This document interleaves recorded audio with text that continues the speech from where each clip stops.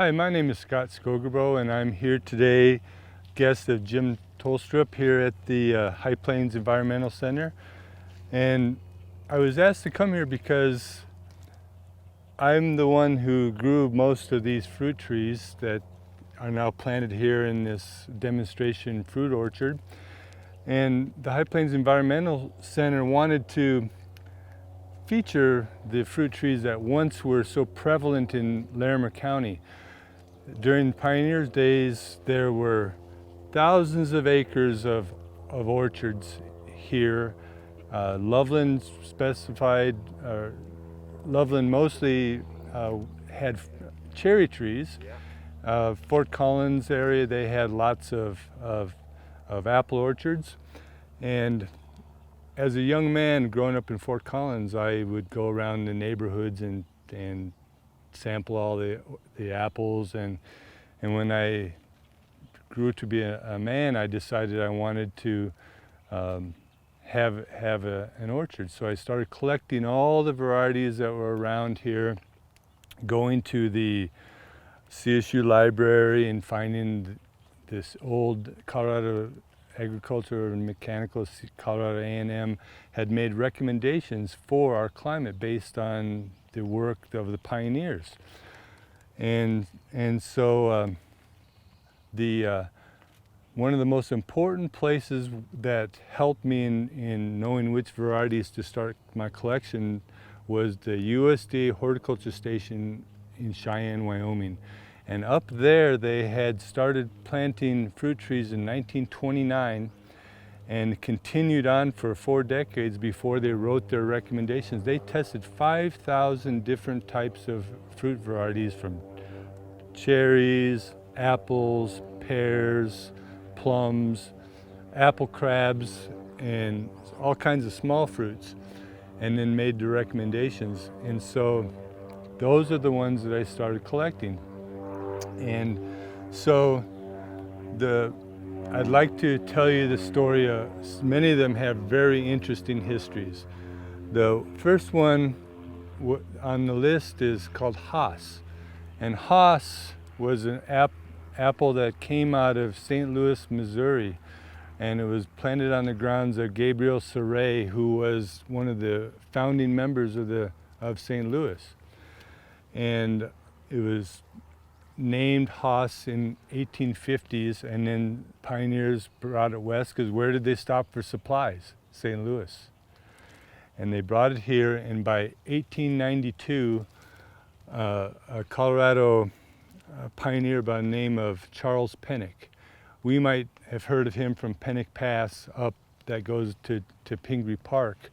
He built that for $500, according to his grandson told me. But his job was an orchardist and a nurseryman. And so in 1892, in the Fort Collins Courier newspaper, they asked him, which varieties do you recommend for Larimer County? And at the top of his list for commercial was Hass. And so I found that it was barely available. It was only found in extreme apple collectors. I found it in one place in a collection in Indianapolis, Indiana, and I added it to my collection. As the years passed, I had no longer lived in that place, and I knocked on the door and I said, "Hey, I've never tried the Hass, can I try it?" Went into the backyard, took a bite out of the apple, and I could see why Charles Pennock named that variety. It was crisp, it was juicy, had just enough sweetness to subacid balance, and the skin on it was so glossy and beautiful red all the way around, except for a green part on the shady side of the apple. And so I asked permission, took cuttings from that, and we've added it to our collection where I work as the propagator at Fort Collins Wholesale Nursery. I've been the propagator there now for 25 years, and so we're trying to bring that apple back. One of the problems that we find is that modern apples have been given great names like Honeycrisp and Red Delicious and all these wonderful, tempting, mouth-watering names. But the names of these old pioneer apples were just named after, oh, we found it, the guy who owned Gabriel Sore's estate name was Haas, so let's name it Haas. And so that was, that's why sometimes if you just see a bunch of apples not ever on a list and it doesn't have a mouth-watering name, it kind of falls by the wayside and eventually gets forgotten about. The other list on Charles Pennock, the other apple on Charles Pennock's list was called Wealthy. And Wealthy is still to this day, even though it was the very first apple released by the University of Minnesota back in about 1880 by Peter Gideon from the University of Minnesota, and the Wealthy turned out it was they were trying to find apples that could survive in Minnesota, because it was all these European apples, when they'd make it to the really difficult cold climates of Minnesota, they would just die right away just from 30, 40 below temperatures, 70 degrees below zero wind chill.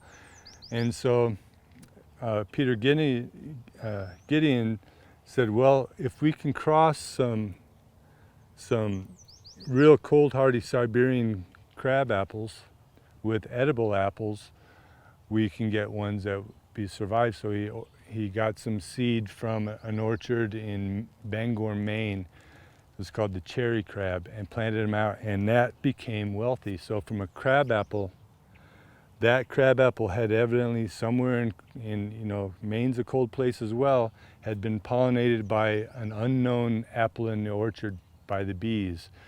And he planted it, and it came out to be this beautiful big apple that was cold hardy. It's annual bearing, high yielding, and still to this day in cold hardy places, the Wealthy apple's still around. And it was on Charles Pennock's list. It was on the top 10 list at the Cheyenne Station, and it's here at the High Plains Environmental Center for people to see and sample someday when these trees are about looks like the 5th or 6th year, and so they should be bearing fruit any year now. The next list is I really think that this is an interesting apple. It's called the Goodhue, and it was a top 10 apple at the Cheyenne Station, and it came from Goodhue County, Minnesota, from an amateur fruit breeder by the name of T.R. Perkins, and he was just a farmer, but he was tied in with the fruit growers of the state of Minnesota, and he went to Professor Harrelson from the Harrelson apple and said, Dr. Harrelson, you should use Melinda as a seed parent because it really has exceptional children. That's what he used the term, and his children were just young seedlings. And the Goodhue was one of Perkins's apples, and the Cheyenne Station got a hold of it in 1929 and planted it up there. And after those, by 1963, when they wrote their paper, it rose to the top of the 5,000 varieties tested at Cheyenne. It was in the top 10, but it was no longer found anywhere in the country because it was just a farmer who gave a plant to the Cheyenne Station, and it was lost in obscurity. And so when I was trying to get my collection going, I went up to the station, and I couldn't.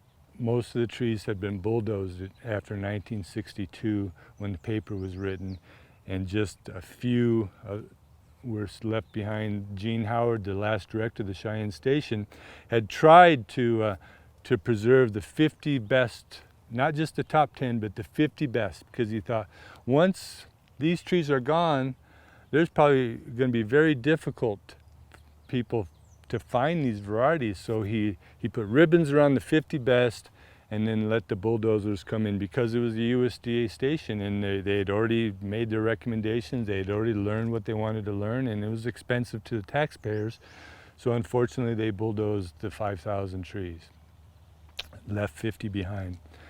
I went up there and I found the good hue, and it had one branch left that was this long. It was a dead tree, had one branch that was this long that still had leaves on it.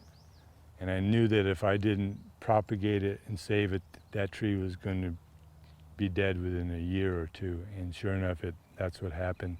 I brought it back, propagated it, and man, is that a good apple. Why it was recommended at the Cheyenne station was because it was the second highest yielder, an annual bearer, and every year there was over 100 pounds of fruit on that one tree, every year, except for if a late spring frost came by and wiped out the blossom. It just had this annual bearing characteristic, which is sort of rare in apples because they usually take a year off. It's called biennialism.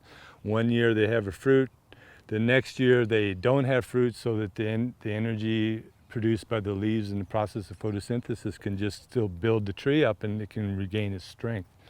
But the good hue, annual bearing, just like the wealthy.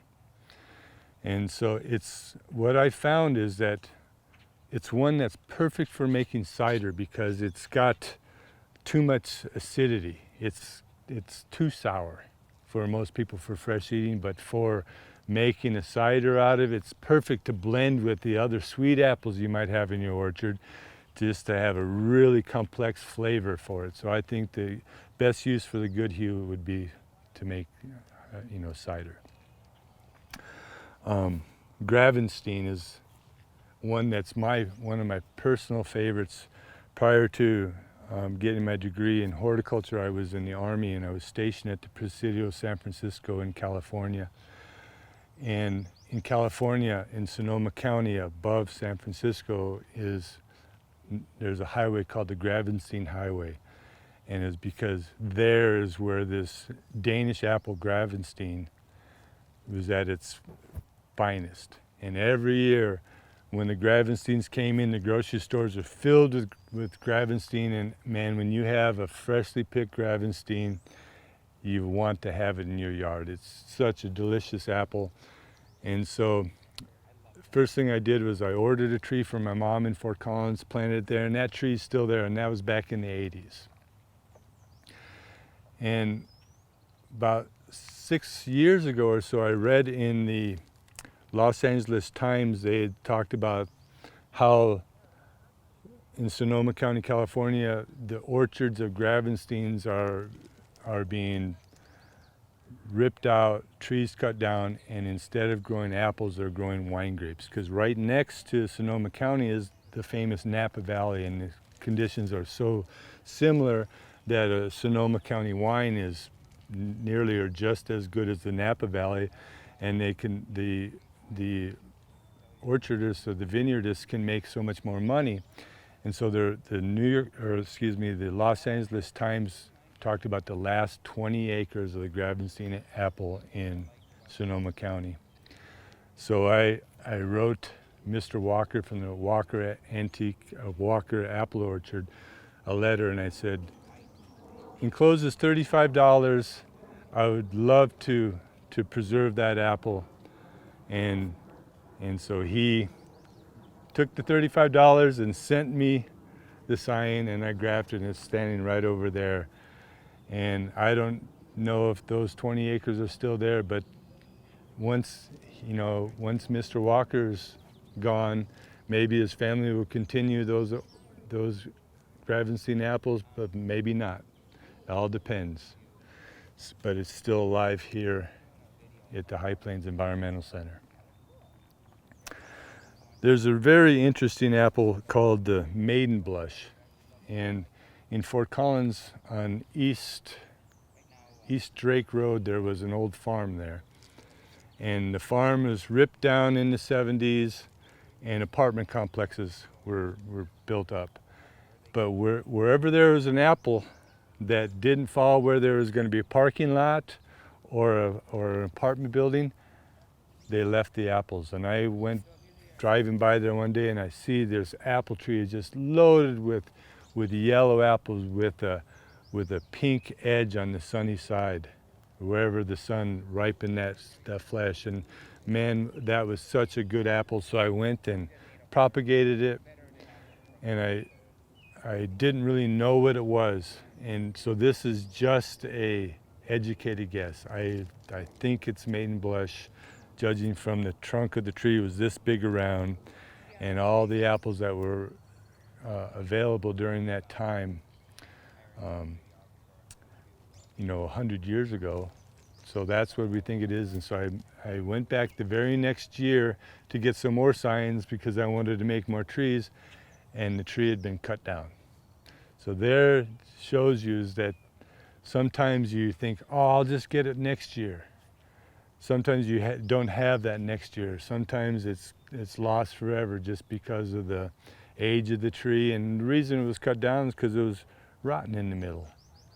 And it was in danger of maybe falling over and falling into some people or falling into a car in a nearby parking lot. But that's why the process of grafting trees makes a tree young again. And that's why you can have apples still that have been around for 500-600 years, because every generation when someone makes a new one, that apple becomes young and it continues to live. Which leads me to one of the oldest apples that I have in my collection. It's called the Flower of Kent, and you'll find it here as well. The Flower of Kent was Isaac Newton's apple that gave him the idea of the law of gravity. While I was trying to find all my varieties for my collection, I found that the USDA had a collection of apples in their germplasm repository in Geneva, New York. And as I was going down the list, I see the Flower of Kent, but in parentheses it said Isaac Newton's apple. Now this was before the internet, so I actually called on the phone. I goes, what's this story about? Is this Isaac, where he gave them the idea of the law of gravity? They said, yep, sure is. I said, how do you know this? They said, well, we have information from the Royal Horticultural Society in England that it's been confirmed by tradition, and they gave me the reference. I ordered it for interlibrary loan and found the story that in 1665, interestingly enough, there was a pandemic where the Black Death was sweeping through Europe. And it was the 6th time that the Black Death had swept through, and just like in the COVID pandemic that's happening now in across the globe, they closed the universities. They sent the students home, they closed the shops, they restricted travel, and young Isaac Newton went home to Woolthorpe Manor in Grantham, England, and it was there that he saw his mother's cooking apple, the Flower of Kent, fall, and made him think, why did it fall perpendicular to the earth? There must be some force down in there, and that's where he formulated the idea of, which is now the law of gravity. Now, Isaac Newton himself had never wrote that it was the apple that gave, but he told so many people about it, and so others wrote about it. The earliest written accord was from the French philosopher Voltaire, who had been exiled to England 27 years after Newton's death. And that was about the worst thing that a Frenchman could have been done, you know, to be exiled to England, you know, France's, you know, worst enemy.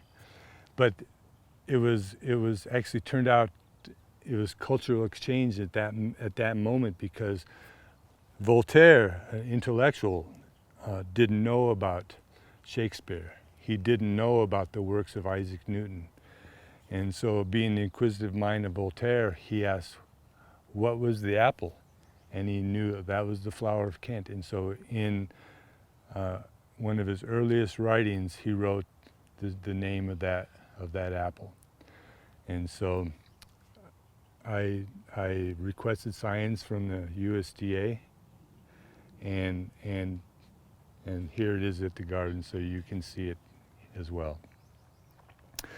Because of that Flower of Kent story, I've always been interested in history to begin with, but it made me want to find more. I wanted more trees that could have a historical story that was a living tie to history. So I started thinking, of course, being an American, Johnny Appleseed. So I said, oh, I've got to get one of those trees. I thought, surely, if Johnny Appleseed planted millions of trees, there will be somebody that has a Johnny Appleseed tree in their collection. I just wanted to have the tree, and there weren't. There weren't any.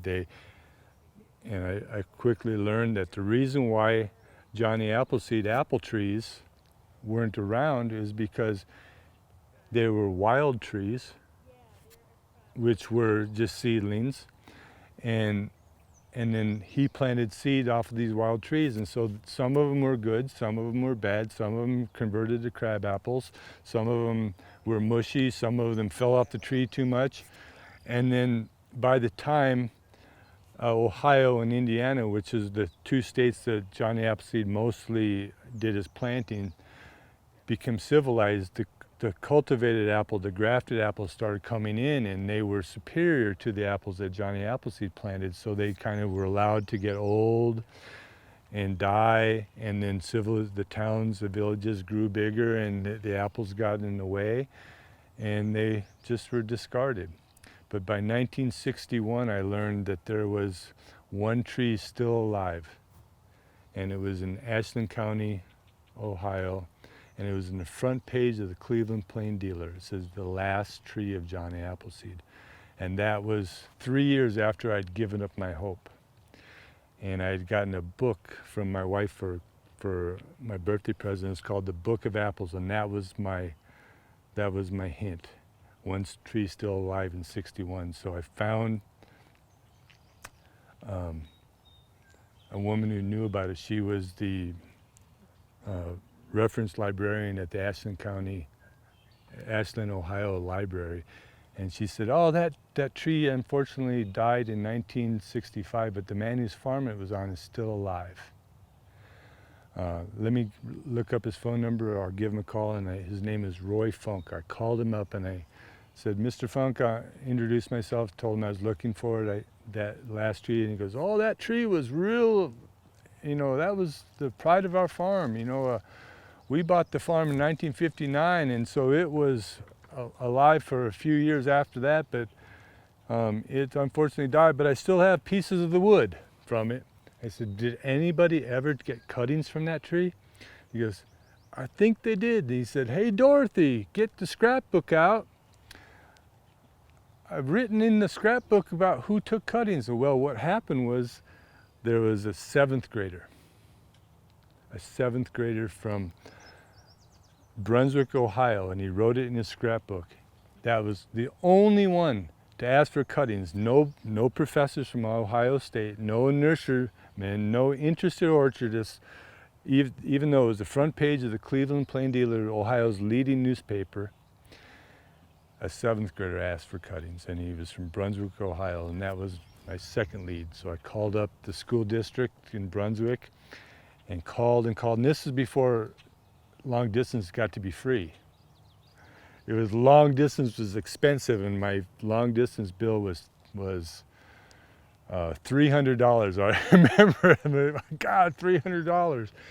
But I found the teacher who had led that Ohio history field trip down to Jeromesville in Ashland County, Ohio. And she said, I don't remember the name of that student, but I know where he gave the cuttings to.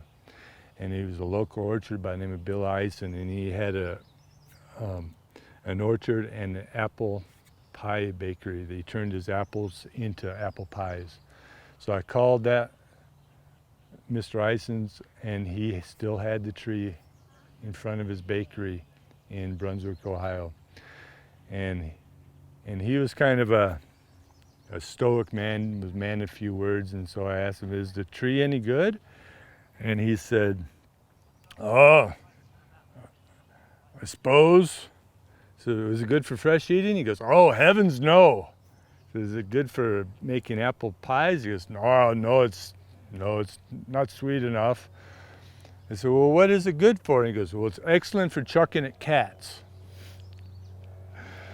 But that was his opinion, because he was used to these modern apples, which were bred specifically for various things. But this last tree of Johnny Appleseed was just a seedling. It was the longest lived of all the millions of trees that Johnny Appleseed grew. But that didn't matter to me. I was interested in the history of the apple.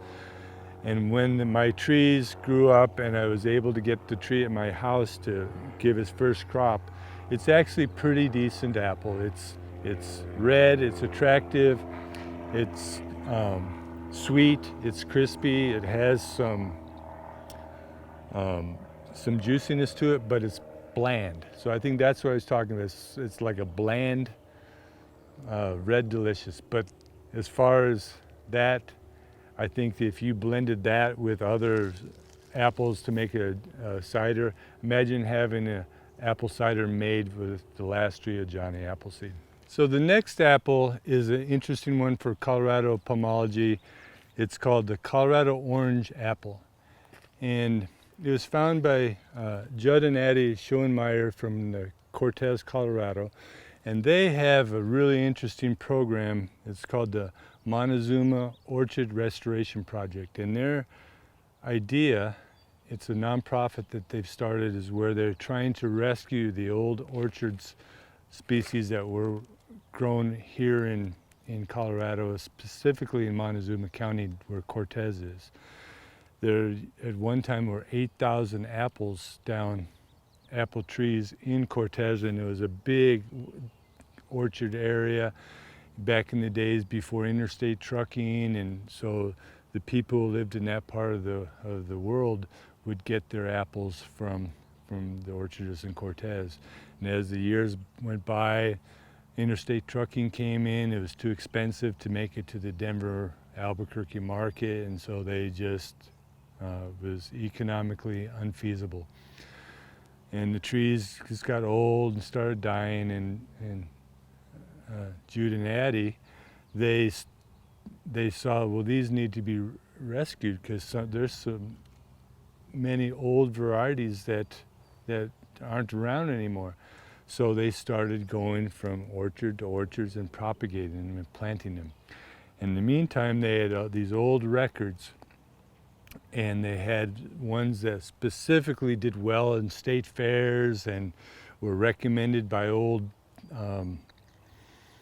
CSU recommendation lists, and so they started making wanted posters, not wanted dead or alive, it was wanted alive.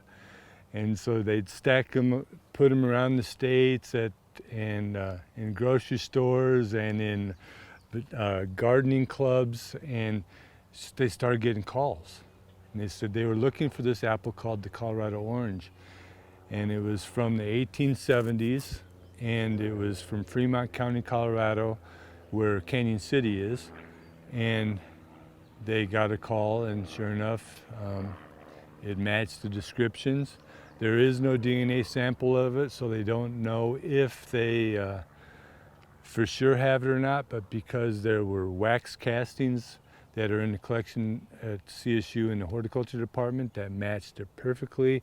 There was diagonal slices in the apples, and watercolors were made in 1905 of the Colorado orange, and it matches perfectly. It was said to be a very good tasting apple. It actually had some fame where Iowa State University was using this apple in their breeding program because it had orange skin. So a very interesting apple. Which apples have orange skin, thus the name the Colorado orange. So they've found it, and I am helping them to build up numbers, and so one tree now is here in the collection here. One of the most interesting plants that are still alive at the USD Horticulture Station in Cheyenne is called the Hung Hai Tung crabapple. And it was planted in 1929 there, so the tree now is 91 years old. And many people who visit the remnants of this long abandoned horticulture station in Cheyenne, it's their favorite tree. It's this massive tree that's probably 40 feet tall, and it has apples about the size of a ping pong ball that are actually pretty decent for a crab apple. But when I went into the records to try to find more about this spectacular apple that has, by the way, has 2-inch diameter flowers, that's where it's, as an ornamental characteristic, that's why this particular tree is as ornamentally desirable.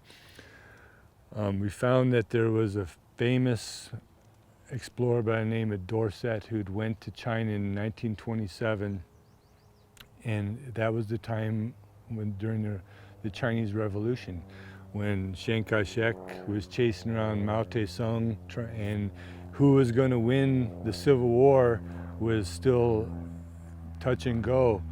But here's Dorset going from place to place to place. There's photographs of him riding on a donkey, and he would get refuge at night by sleeping in Buddhist temples. And in Jilin province in northern China, he was stopping at a temple by the name of Fa Hua Shu, which means the temple of transformational thoughts. And he learned that when a Buddhist monk would die, they would put his ashes in the field and plant a tree as a living stupa to remember that. And if it was a wealthy monk, they would have a stone stupa, but the poor monks had trees. And so the Hung Hai Tung was a living stupa, and because of the edibility of the fruit and hearing tales of how nice the flowers were, Dorset took cuttings back and ended up at the Cheyenne station. And so it's a very interesting, unique looking apple that when you go out to come visit here at the center, you will instantly be able to tell the difference between the edible apples and the Hung Hai Tung.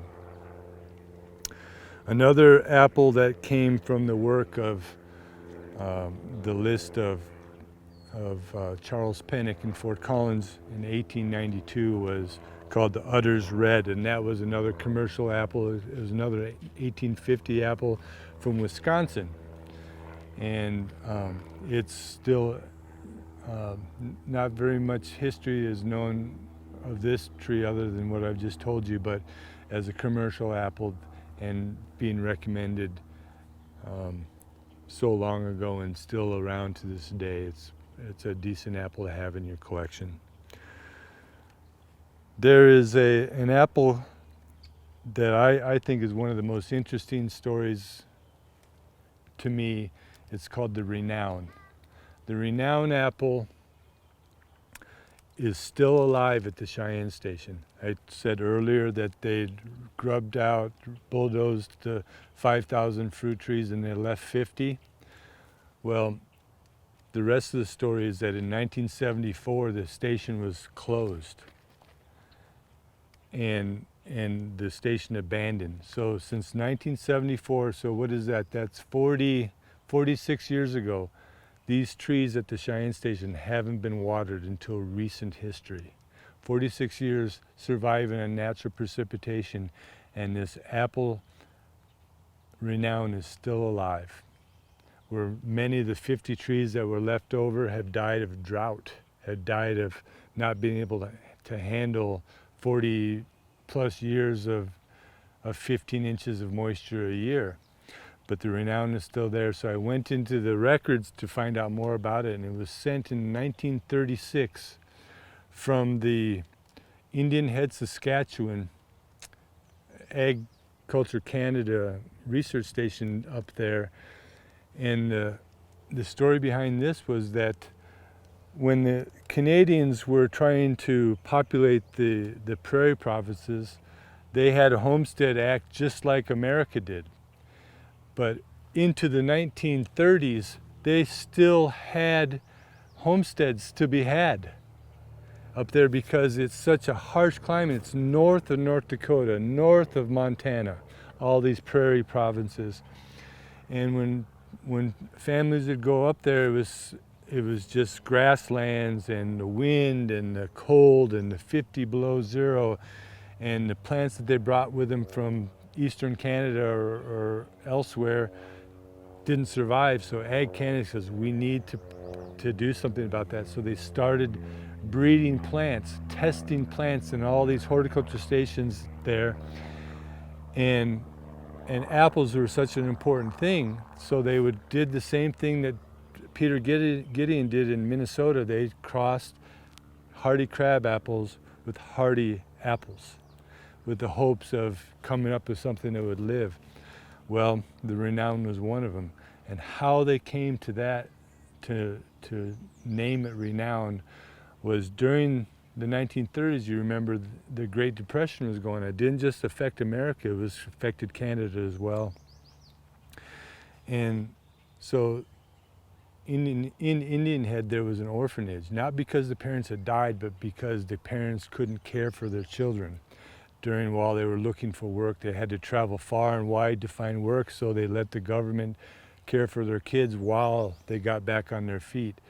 Well, the station directors were tired of chasing the children out of the test orchards, so they finally said, let's just see which ones they like. So they're watching these kids raiding the test blocks with their binoculars, and they saw the orphans go from one tree, they'd try a bite, if it was no good, they'd throw the apple away, and if they liked it, they'd fill their pockets up, and then finally they looked over and they saw an orphan who was jumping up and down, hey guys, come over here, come over to this one, this one's great. So all the orphans went over to this one tree, which was a numbered selection at the time, didn't have a name. And every single orphan, after they tried the fruit, emptied their pockets up off of all the other apples and filled it up with this one. And so they named it Renown because it was renowned amongst the orchard, the orphans. And so that is, I think that this apple, it's an apple crossed with a crab apple. It's about the size of a ping pong ball, which I think is like the perfect lunchbox apple for a child. If you send them with an apple, a big old Red Delicious or something, often they'll just take 1 or 2 bites and that's enough. But if they had this sweet, juicy, this apple is exceedingly sweet and crisp, that 2 or 3 bites of it and the apple core, it's an apple core, it's done. So I think that this one has extreme potential. The other interesting thing is that I started doing more research to find information in the internet age. I found that in apple testing in Fairbanks, Alaska, that the Renown apple was hardy for Fairbanks, Alaska. So that, you know, it's a tough one. That concludes the story of many of the apples, but not all of them here at the High Plains Environmental Center. So come here, this is a great place. I really enjoy what they've done here with the historical apple and fruit collections. They have a lot of native plants. There's community gardens. It's an idyllic setting with beautiful views of the mountains, and we're very lucky to have this in our community. So hope you enjoyed my stories. Thank you.